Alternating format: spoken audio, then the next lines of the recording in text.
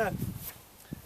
Bryn Celli Ddu, probably, arguably, the best known burial chamber on Anglesey, but we also have Barclodiad, which we're going to see this afternoon, and I always say it's never a competition. It can't be, because when we arrive in Bydowr, it's spectacular in a different way, but this is exceptional in many ways.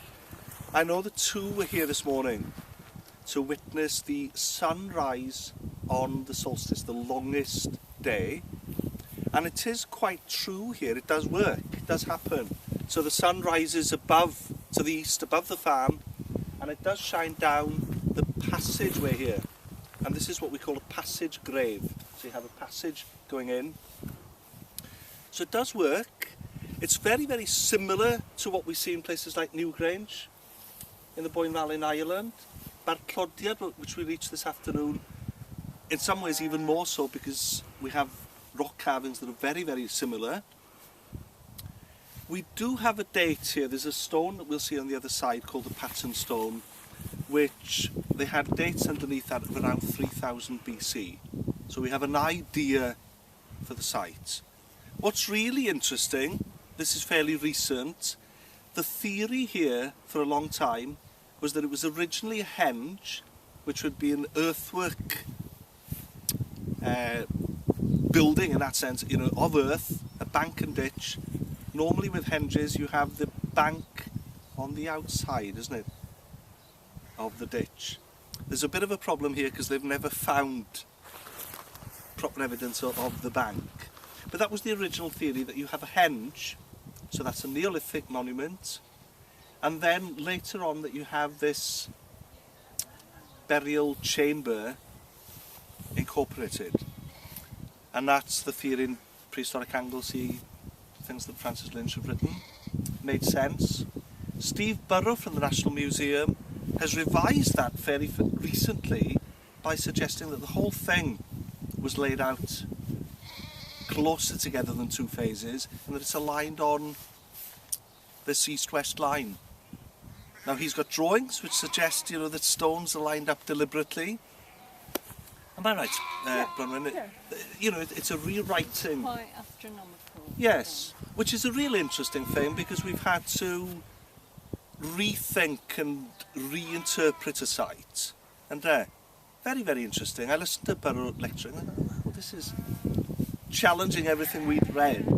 But of course, that's the nature. We were talking on the way here, the nature of these things. Somebody makes a new discovery or develops a new theory, and you have to be prepared to reassess. It's part of the process, I think. It's quite a natural process. We're before books. We're depending on what archaeologists actually find. If we're lucky enough to have radiocarbon dates, lucky enough to have any goods. Where we're stood is the other mystery here, actually. There's a possibility that the stones here predate the whole thing, going back to the Mesolithic period, and somewhere here was an associated ox burial. Now when we have ox burials, I know when we're digging away and you find skeletons of animals, the first thing that goes through your mind is whether Farmer Giles has buried something recently. It's always a question. And I'm not quite sure what they've decided with the ox burial here. Francis Lynch was certainly saying it's of questionable date. So you may have a situation, the ox, an important animal, part of your wealth, whether there's some ceremony of some sort taking place with an ox burial. Questions, questions, questions, isn't it? But what's phenomenal here, you know, we may well be cynical at times of people with all sorts of theories. And you try to be reasonable about these things, try to base it on, you know, some sort of evidence or some sort of firm foundation. But I was here about 3 years ago with the National Museum of Wales to witness the sun coming in. And I think we were here on something like the 15th of June. So earlier than the solstice, but it's basically the same effect. You know, to be honest, on a personal level, if I was a Neolithic farmer and somebody said it's the longest day, I'd have gone, oh yes it is, it works. But there has to be a margin, you know, I can't figure out. Maybe they did, you know, to the day. But you're certainly going to get it within the week, I think. But it's a striking experience, seeing that ray come in. And it does hit the back wall, quite dramatically. Again, Frances Lynch has excavated in this passage in the entrance, and she found a row of quartz stones, maybe at the point where the tomb is closed. So there's definitely some sort of, again, little ceremony of closure, and it may well have been that the passageway is not closed fully, that you still leave scope for the lights to come in. Steve Burrow's done drawings of this where you have a partially closed passageway, a little bit like Newgrange, so you have a window then that the sun keeps coming in. And the stone that you see inside, the pillar stone, as you come in on your right, that's quite an interesting one. Function of that.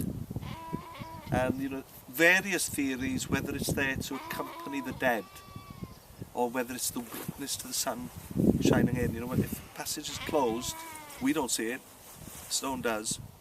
Brilliant stone is historically, excuse me, all these myths about gold and all the rest of it and these things, people coming in to look for valuable objects.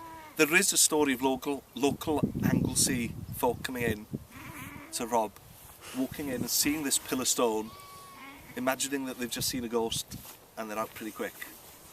And it is a funny one when you walk in. You do feel like there's a presence to it. And it's not found in any other... Different stone as well. No. No. It's quite unique as far as we know.